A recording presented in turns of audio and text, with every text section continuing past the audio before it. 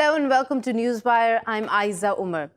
Idlib residents refuse to take safe passage to government-held territory despite the increased bombardment in recent days by the Syrian government.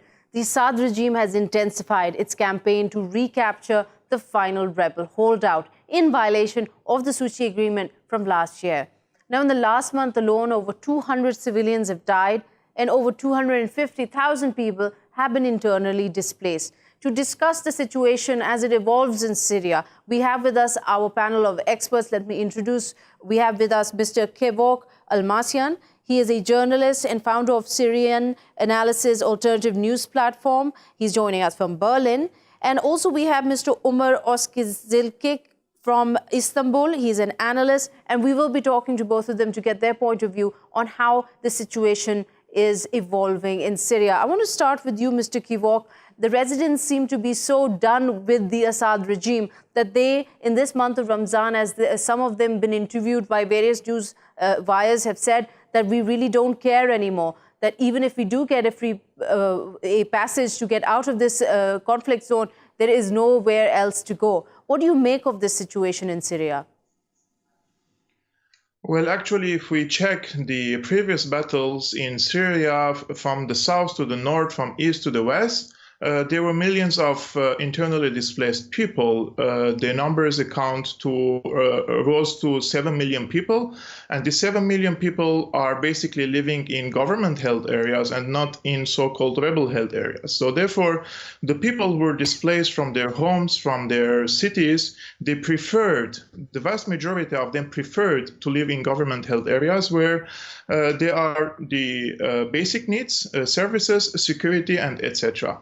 When we want to talk about Idlib, we have to know that this city is occupied by HTS, Hayat Tahrir al-Sham, previously known as al-Nusra, aka Al-Qaeda. This is not my word. This is also the Pentagon that acknowledges that Idlib is the largest safe haven for Al-Qaeda since 9/11. Therefore, this city is not basically captured by the so-called moderate rebels, but rather Al-Qaeda fanatics. So any government in the world, they will try to liberate this area, to capture it and enforce its sovereignty over this territory. And Idlib is part of Syria. It's not part of any other country. And the Syrian government has... Are you justifying that in order to get these terrorists, it is going to happen, collateral damage is going to happen? Is that what you're implying here? Before this battle started, there were several deals in Idlib, political deals, diplomatic deals, and military deals, including Astana Agreement, the demilitarized zone, and the escalation zone. All these deals failed. So the Syrian government gave almost 2 years for the case or the file of Idlib to be solved through diplomatic channels. And when Turkey didn't deliver its promises to create a 20 to 30 kilometer demilitarized zone in south of Idlib, to disarm the radical jihadists and to break the bond between Al-Qaeda and other less radical terrorist groups, it is time for, in my opinion, or in the opinion of the Syrian government, for limited military operation in order to force the occupying forces in Idlib to sit into negotiation table, and also to force Turkey into negotiation in order to break this bond between Al-Qaeda and less radical groups in Idlib. Right. So let's bring Mr. to this conversation. Mr. Omer, the people who are going to pay the price the most are the Syrians, the civilians. 200 have already lost their lives in just the past month of this escalated attacks by the Syrian government here. What do you think is the answer? The fact that the people do not want to move anymore, that they're ready to die in the line of fire, having given up on life pretty much? What is the solution for this? So actually, let me begin with the general idea that there isn't a second Idlib where the people of Idlib can take refuge.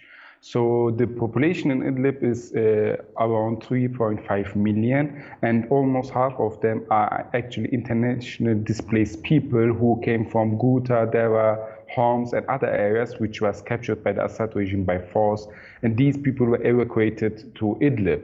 So what we have is a massive IDP population inside Idlib, and the people there doesn't have anywhere else to go, so there isn't a second Idlib.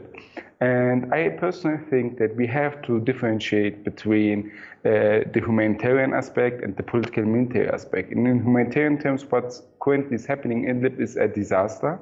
And the United Nations already warned that Idlib could become the worst humanitarian tragedy of this 21st century, which is really big, actually. And we could have a new refugee crisis, which can go beyond to Europe as well. However, if we go on with the military and political dynamics, so the Sochi Memorandum was signed between Turkey and Russia in order to de-escalate, and it's both sides who couldn't deliver the terms of the agreement. First, on the Turkish side, Turkey couldn't implement the withdrawal of radical groups from so-called demilitarization zone. Actually, there wasn't any term which implied that Turkey has to disarm these radical groups in the Sochi Memorandum, as claimed by the other speaker. And on the other side, the Russians could not deliver an actual de-escalation ceasefire from the regime side. The regime has used a certain strategy to not allow a real ceasefire in Idlib in order to be able to implement its every inch policy, which is a military solution for Syria. The regime wants to capture all of Syria by force and solve the issue without a political transition process. And this is the main issue here.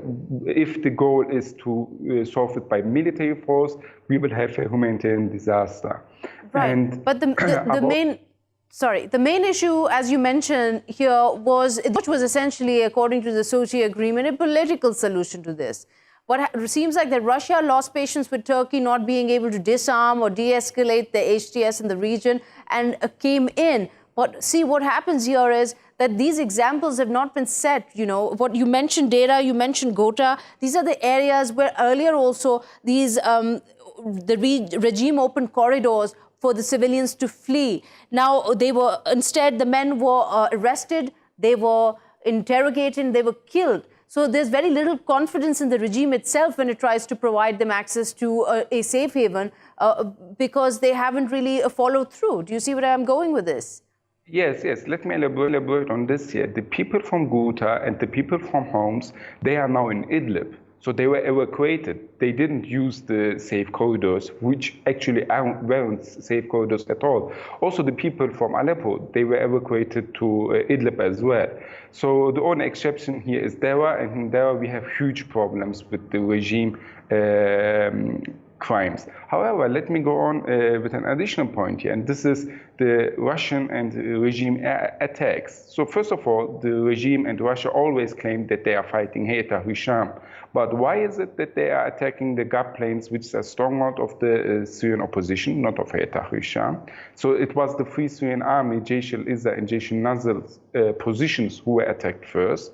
Secondly, why is it that the Assad regime and Russia are bombing civilian populated areas like camps? According to the United Nations, a refugee camp was attacked. So this isn't fighting against extremism. This is actually improving and boosting extremism and radicals. So by killing these innocent civilians, the regime only boosts the manpower of radical groups. What we need in Idlib is a new rapprochement between Turkey and Russia, and a new way to deal with radical groups, which is also an issue for the entire world. So Hayat al-Hisham has to be solved. Right. We agree on this. I think everyone in the world agrees on this, but we don't agree on solving Hayat al-Hisham issue by killing thousands of civilians. This shouldn't be the case. Mr. Kevork, you've heard our guest here give his opinion on it. Russia and Turkey have obviously been always on two different ends when it comes to Syria. But one thing they've been united on until recently is how to deal with the fighting in northwest Syria.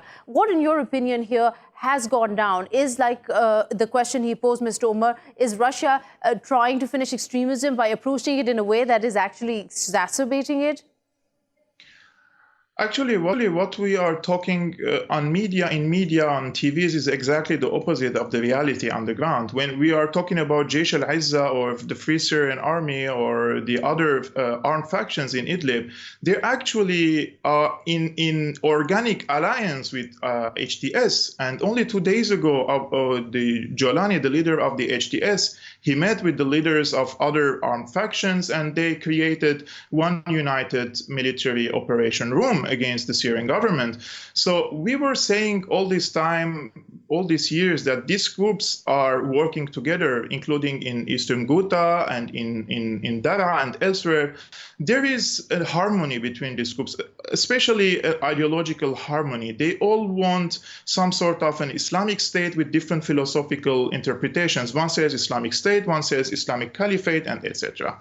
Now, if the Syrian government wants to restore its sovereignty over Idlib, it is a legitimate right according to international law and according to its constitution. Syrian government has no interest in attacking civilian populations because these civilians are Syrians. They are not from other continents. These people should be protected by the Syrian government as they were protected in eastern Aleppo. For example, in eastern Aleppo, the city that I come from, the numbers are always exaggerated. Were always exaggerated. They said there are 450,000 civilians trapped in eastern Aleppo, and then we figured out that only 160,000 people were trapped in eastern Aleppo, and the militants from that side were taking 2.5 million Syrians in the western part as hostages by firing every day on them. And who chose to go to Idlib? The Jaish al-Islam militants, the Hayat Tahrir al-Sham militants, al-Nusra militants. Only the radical militants refused the safe corridors, and they chose to be bussed into Idlib. So are you suggesting that the only people left there in Idlib right now who have refused the safe corridors are the extremists? They are the extremists, their families, and also there are civilians in this part who have no choice but to stay in this city, because some people prefer to stay in their homes, in their houses, because if they leave, the HTS, the Turkestani army, the Tajiks, the Saudis will come and occupy their homes. So some people are patriotic and they prefer to stay in their homes and not to leave. And if the Syrian government opens safe corridors, of course the HTS and other radical groups will not choose to go out of Idlib or previously from Aleppo, and they will try to prevent the civilians to go out, as they did in Eastern Ghouta and as they did in Aleppo. They were shooting the people, the civilians, from their back while they were trying to live into government-held areas. So let's make this clear. The people, if the people are afraid from the Syrian government, 7 million internally displaced people won't choose to live in government-held areas, and they will go to rebel-held areas, because only 2 and 3 years ago, 70% of the Syrian territories were in the hands of the so-called rebels and not in the hands of the government. And despite that, the people chose to go and live in government-held areas, which in 2015 and 16 was only 30% of the Syrian territories. Okay, thank you so much, Mr. Kevork. I want to go view on this, Mr. Omar. Do you agree with what he's saying? So it's quite interesting to see him contradicting himself, actually. So first he said the regime doesn't want to kill civilians, and then he said, but the civilians in Idlib are from Ghouta and the IDPs, they are all extremists. So because they didn't come to the regime area. So to this mentality and idea, it means that the people who are in the regime-held areas are not extremists, and the people in Idlib are all extremists. So this is something which can't be accepted at all. And we have seen that the perception, which the propaganda of the regime doesn't equal to the realities on the ground at all. So about the bombarding, it's quite, let me say it, funny to suggest that rebels with some howitzers artillery can inflict the same damage even if they wanted to, like the regime and Russia with their air superiority and with their barrel bombs. So the regime does not have an interest in bombing civilians, but they have an interest in bombing health facilities, they have an interest in bombing refugee camps, they have interest in using barrel bombs, which are weapon you cannot use directly. So they just throw it out of the helicopters and they don't know where it will land at all. So therefore, I just don't buy this narrative which Kevork is trying to give us.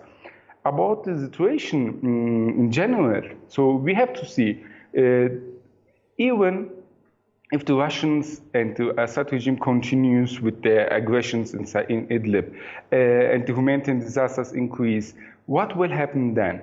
So will the people went back to the regime-held areas, or will the people go outside of Syria and attempt to go as refugees towards Turkey and then to Europe, most likely? So a third of the population of Syria are not living inside Syria. So if the regime is such much likely welcomed by the people of Syria, like Kevork suggested, why is it that a third of the population is not living in Syria at all? Right. So the realities and facts doesn't equal to the narrative he wants to suggest. So what we need here is a political transition process. The attitude and the dynamics of the regime has to change.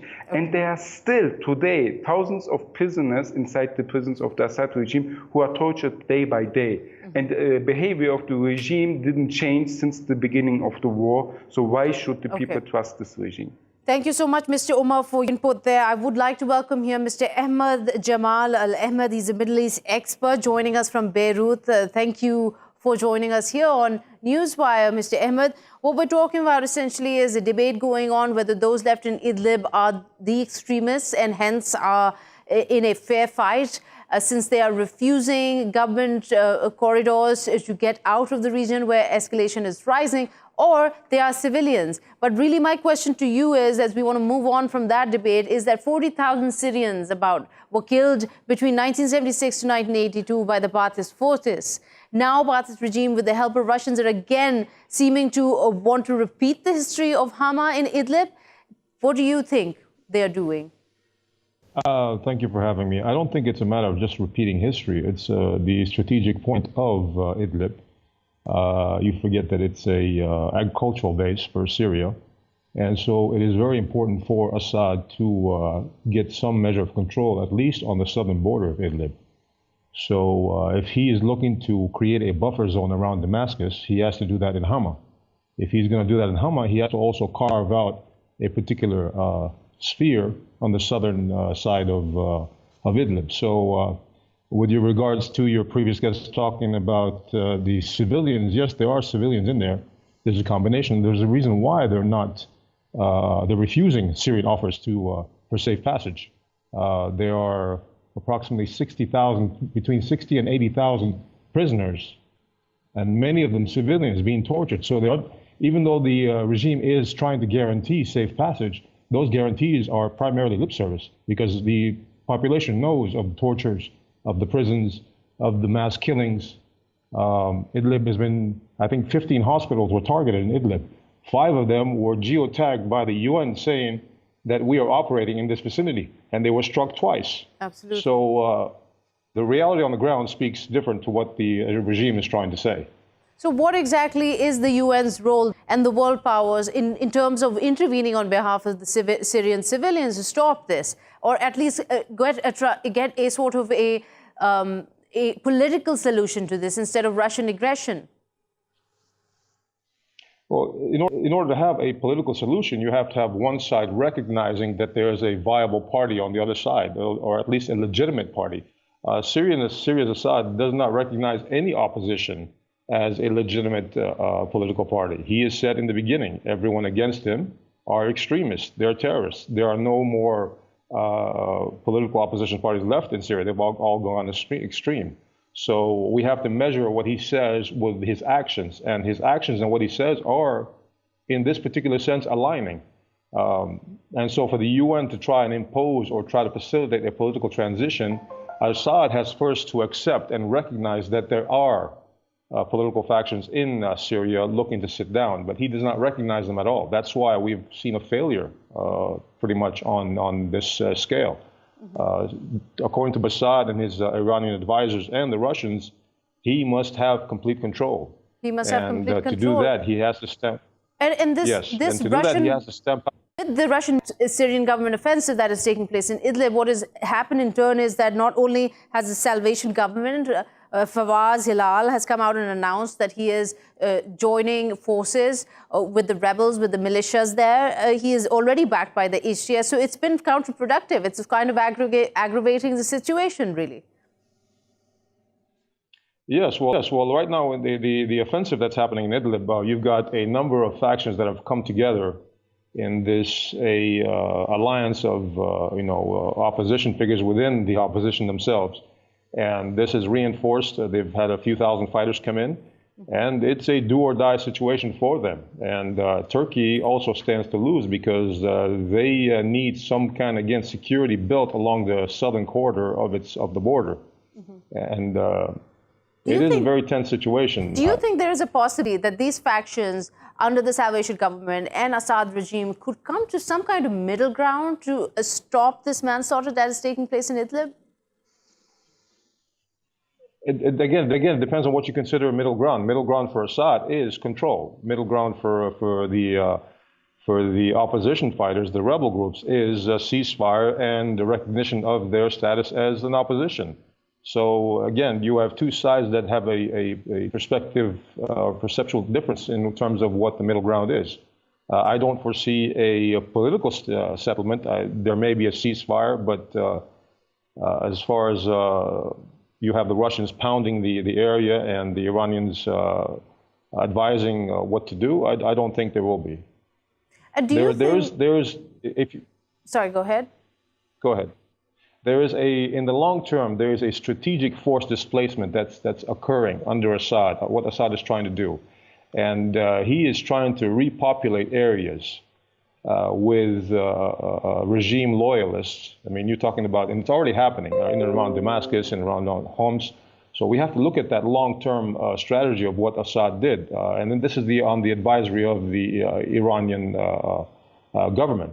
They did pretty much the same thing with Nouri al-Maliki when he was prime minister in Iraq. They came in wholesale with the militias and evacuated, almost cleansed entire towns of majority populations. And the same is happening here in Syria. But again, it's been happening for a few years, and very little has been said about it. And what do you think Turkey's role is so far, having not been able to hold on to their or deliver on to their sort of part of the deal of the Sochi agreement in de-escalating the tensions there and the fighters, the HTS fighters? What is its role now? Concerning Assad, his interests are not about de-escalation. He has to escalate in order to accomplish his strategic objectives. And his objectives are to retake all of Syria, or as much as possible, to where the remaining is insignificant to impact his long-term objectives. So again, you have to look at it in that perspective. There have been several occasions where a ceasefire has been blamed on the rebels, but then if you look and address and analyze the situation, it's actually been the regime and their forces who have instigated and provoked such attacks by continuous bombardment or a shelling of hospitals or sieging. So there's a cause and effect there that much of the media is missing. Do you think there was an opportunity in the Damascus Spring where Bashar al-Assad could have taken advantage of in bringing a much-needed reforms here? Absolutely. You've tapped into what I've been talking about for quite some time now. Instead of reacting so violently to the first protest where two young teenagers, I believe 10 and 12 years old, were killed just because of spray painting, silly stuff. And instead of reacting with so much hostility and violence, even after that, Bashar could have tampered down everything and compensated the families. At the same time, offered some kind of representation, more representation in terms of political representation for the community. I mean, there was so much that could have been done just to assuage their concerns, but he didn't. He tried to do what his father did, and come down hard, and as a lesson to others. But it has backfired tremendously. You have millions that have left Syria. You have hundreds of thousands killed. This is a very, very bad strategic and tactical decision-making on a whole new level. Right. Well, coming back to the current situation again, even now when there was some form of a political agreement between Turkey and Russia that Idlib will not be touched, this was last year, by the Syrian army. Now when we see a brutal offensive by the Syrian army with the help of Russia, do you see that there is a possibility of an intervention of other forces in battle over Idlib? Do you think that maybe the regional forces are going to stand up and take action? The only regional actor that is obviously involved is Turkey. I don't see any other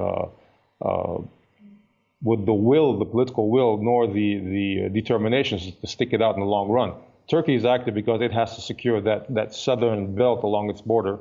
And it also does not trust Bashar al-Assad's regime to actually get full security control of the country.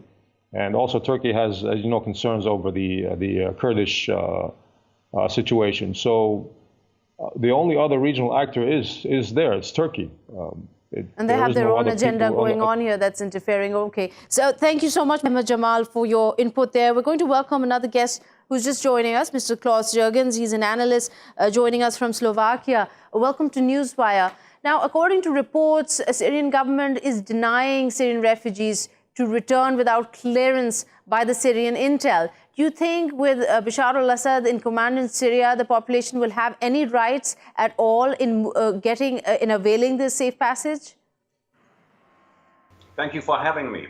I think the most important point to note is we should remember, first of all, the number of casualties, the number of displaced people. And whatever will be decided starting today in Tehran, whatever will be decided must stop this humanitarian crisis. The Turkish President Recep Tayyip Erdogan called it today in a newspaper, if we don't stop it, there will be a massacre. Now, safe passage, you mentioned. A safe passage could be guaranteed, should be guaranteed, but what happens afterwards? Will Bashar al-Assad take over? He says, I am fighting terrorists. I am not deliberately bombing hospitals or schools. So if you are fighting terrorists, but if you target the civilian population, and if a safe passage is agreed, who guarantees actually that it is a safe passage? Now, this is a nightmare from all sides concerned. Humanitarian crisis on the one side. Then we have Bashar al-Assad. Then we have Russia. And now we have Iran coming in. And of course, there is Turkey. Turkey and Russia agreed a demilitarized zone. Now, this was last year. The ceasefire basically has ended since the onslaught onto Idlib.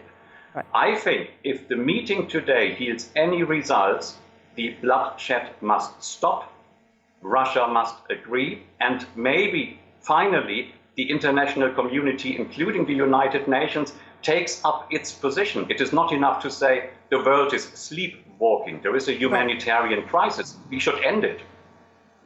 There are absolutely no interference coming from countries like even the US, which has a weapon of choice, sanctions, economic sanctions that it puts on any country it deems is crossing the line. Here, Turkey is funding terrorists on its own. Russia is continuing its onslaught. There doesn't seem to be much interest over Syria from the universal stage. Unfortunately, and not only from the United States, I compiled a little list preparing for your program. If you take a look at what is hot, which issues dominate the news, we have Europe and European elections infighting who will be the next Commission president. We have the United Kingdom talking about Brexit. We have a political crisis in Austria. It seems that Idlib and this humanitarian crisis is so far removed from what we actually think is an important topic. Now, you mentioned Washington. Yes, of course, Washington could impose sanctions. Sometimes I can't get rid of the feeling that too many actors are quite happy leaving many things for the Turkish side to be done.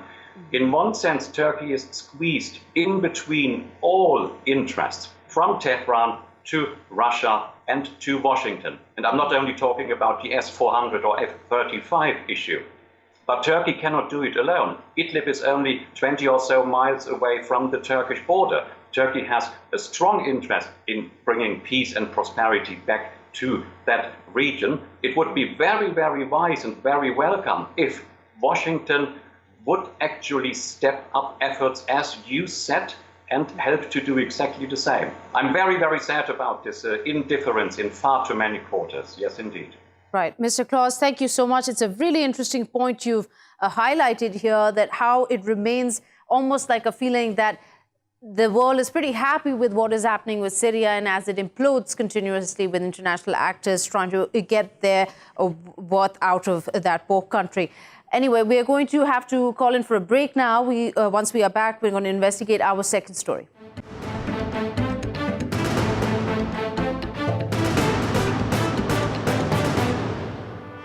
Hello, welcome back to Newswire. Earlier on, we were discussing Syria and the escalation there in the region, in Idlib especially, as the civilian death toll continues to rise. Now we are going to be visiting a place closer to that, which is Iran, where US President Trump has just made comments during a meeting in Japan with his counterpart. Now, US President Trump vows he has no plans for regime change in Iran. Now, this statement came during these bilateral talks on Monday with Japan's Prime Minister Shinzo Abe, who has also offered to broker a dialogue between the two nations. In fact, the tone was very different that President Trump took this time around. In fact, let's play a video clip of what exactly he said. Many people from Iran, these are great people. It has a chance to be a great country with the same leadership. And I'm not looking to hurt Iran at all. I'm looking to have Iran say, no nuclear weapons. We have enough problems in this world right now with nuclear weapons. No nuclear weapons for Iran. And I think we'll make a deal. I think Iran, again, I think Iran has tremendous economic. So Iran is a great country. There are great people there. In fact, the only thing, according to Trump, that they're interested in is that Iran gets rid of its nuclear weapons. Now, Washington has blamed Iran also for attacks on Saudi oil tankers last week and continues its claim that it has credible intelligence of Iran increasing its proxy wars in the region. Tehran categorically denies these charges and has been struggling also under increasing sanctions from the U.S. Now, President Trump, he's known to blow hot and cold, and his unpredictability is his signature style. But at the cost of what? Escalating tensions in the Middle East is something that neither of the actors involved in this scenario can afford. So we will be discussing this and what to make of his statement and the way forward with our guests. And let's introduce them, Mr. Mostapha Khoshcheshm, an analyst joining us from Tehran, and also Mr. Tohid Asadi, an analyst also from Tehran. Welcome to both of you, and thank you for taking out the time to speak with us on this. First, Mr. Mostapha, if you could share your insight on what you made out of President Trump's latest statement on Iran. Hello, and thanks for having me. Well, you know, President Trump was trying actually to win some companionship from among the Japanese who are living in, a region next to North Korea. They are afraid of nuclear weapons. So basically, he was raising the claim about nuclear weapons, about Iran to win their hearts, probably their support and companionship. But we do know that Iran's top authority has issued a religious fatwa. He happens to be the Iranian political leader, as well as the commander-in-chief. And the top religious authority, the ones that know Iran's Shiite community, they know pretty well what it means, and the way of this fatwa, they know how important it is. So he has issued a fatwa against the acquisition, use, or stockpiling of WMDs, including the nuclear warheads, as well as Iran's, nuclear deal. It has proved Iran's good intentions. The IAEA, even the NIE report that comes from 16 different intelligence bodies in the U.S. on separate occasions under Obama, under George W. Bush, and at present under Donald Trump, they've always stressed that Iran has not been moving to develop nuclear weapons. Iran is under the largest number of man-hours of IAEA inspections. It is implementing the additional protocol to the NPT voluntarily. It is, implementing the new version of 3.1 safeguard agreement. So Iran is basically under the harshest regime of inspections ever done on any country in the world. And it has no intention, absolutely whatsoever, to go towards developing nuclear weapons. And everyone knows about that. Right. But What we know at tactical levels, it's a little bit different. That's a carrot part of the carrot and stick policy of the United States towards Iran, and I will talk about that later in the program probably. Okay, so here, Mr. Tohid, I want to bring you into the conversation, get your view also. Especially, let's highlight this very strange predicament that the U.S. has pretty much landed itself in. It continues to say, despite what the International Atomic Energy Agency continues to have said in the past years, what has happened in the Obama administration, that Iran has been complying with the JCPOA. The U.S. has never, President Trump has never shared any kind of shred of evidence that might have justified him withdrawing from the JCPOA or even having increased sanctions on Iran when it says that it is not moving towards zero nuclear proliferation. Well, I think what you raised is probably right. He hasn't raised any reason behind his unilateral withdrawal from JCPOA. Basically because of the fact that there is no reason behind it. Actually, there was a resolution passed by United Nations Security Council through which this nuclear deal was approved, but all of a sudden we came to see that the United States president did this.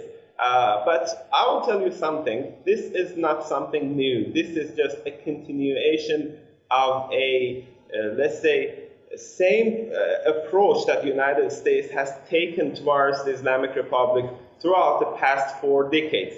But the thing is that there are some differences actually at tactical level, but when it comes to grand strategies of the United States, this hostility is the same, and it would be to dance with the same old tune when it comes to their approach towards Iran. And then when it comes to Trump administration, there is one more important point. This is not what I claim. This is what former U.S. Secretary Leon Panetta just a couple of days ago mentioned. He said that Trump administration has got no clear strategy when it comes to Iran policy. And I think this could be taken for granted because of the fact that just for the past days and for the past weeks, we have seen so many changes, so many different tunes, so many contradictions, right, even in the White House, let alone Congress, let alone different sections of the U.S., let's say, political system. Mm-hmm. So we see there is, first of all, no consistency when it comes to Iran. First, they say, we want to talk, then the next day, John Bolton, right, and then other people, they say that having such a talk is not going to be possible. One last point, if I may, is that when it comes to negotiations, particularly these days, you might have heard a lot of voices about mediation to make the situation possible for talks between the two countries. But I will tell you one thing. Even if we have a chance for mediation, and even if this mediation would result in a setting for further talks and negotiations, we should pay a close attention to the very fact that the United States, at least for the past decades, for past years, has been proved to be not a partner, not a reliable partner for any kind of negotiations. You might see different examples. I can tell you Treaty of 1955, from which the United States unilaterally withdrew, and then when it came to JCPOA, the same story repeated, and then moving on and on and on, you will see the same story, the same atmosphere. So with that said, yes.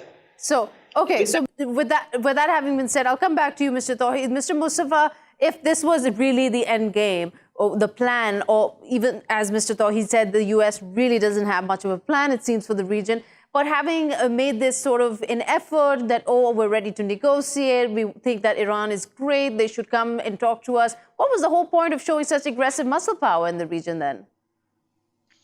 Well, basically speaking, I agree with my colleague in Tehran, Mr. Tohid, but basically speaking, I am thinking very differently from many folks in that aspect that they say like some American officials, they claim that Donald Trump doesn't have any kind of strategy. I do believe ever since he took office a couple of years ago, I've been stressing that he would go for phase 2 of engagement containment policy that was put under practice by President Obama.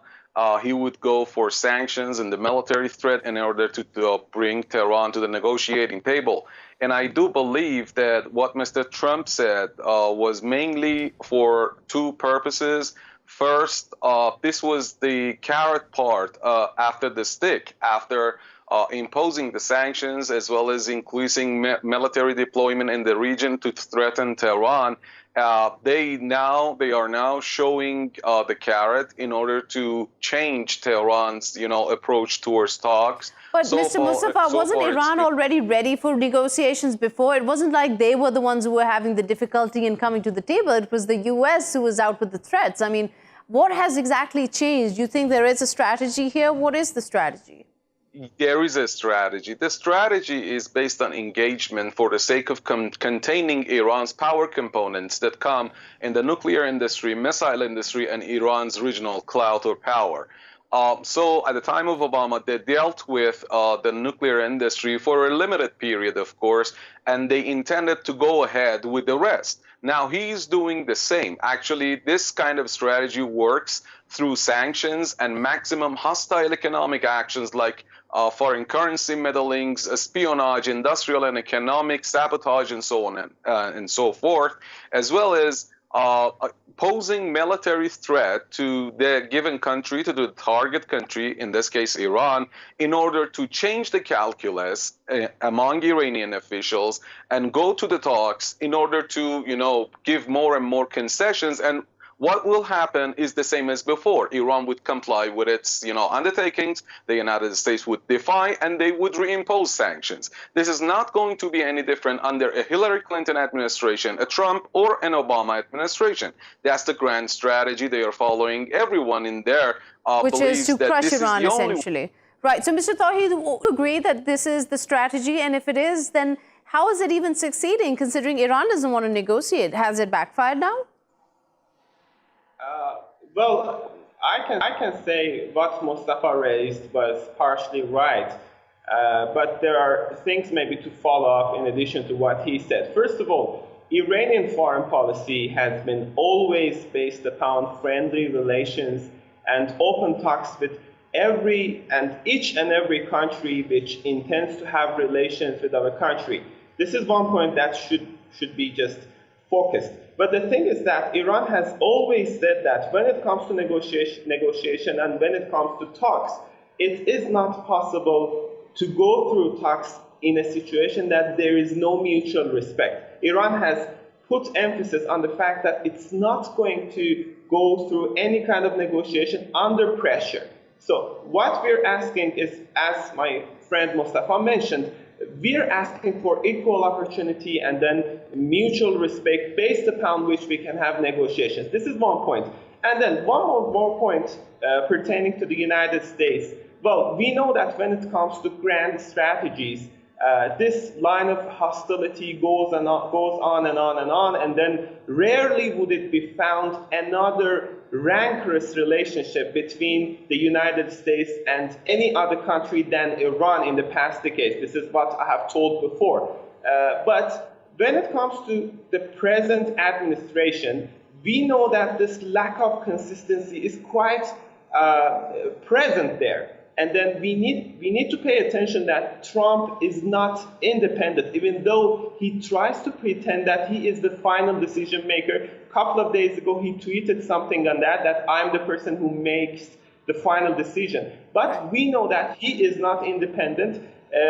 His foreign policy decisions are strongly influenced by people. I'm sorry, Mr. Tohid, we're running out of time, so I'm going to quickly into here, and I'm just going to ask you this. Do you think that Iran might cave in or come to the negotiation table if the U.S.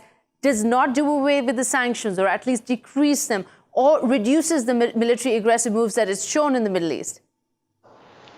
Well, Theoretically speaking, I think the possibility of negotiations and the possibility of Iran coming to the table is already out there, but it is just a theoretical conversation. We know that if these conditions are met, if the United States agrees to stop unilateral, cruel pressures and stop imposing sanctions on Iran, why not? There would be a possibility so there's a question of sincerity here. Like Jawad Zarif, the foreign minister of Iran, came out and said, he tweeted this, he said, we're not seeking nuclear weapons by issuing a fatwa banning them. It's hurting the US, this economic terrorism, is hurting the Iranian people and causing tension in the region. Actions, not words, will show whether or not that Donald Trump's intent. What does that say to you?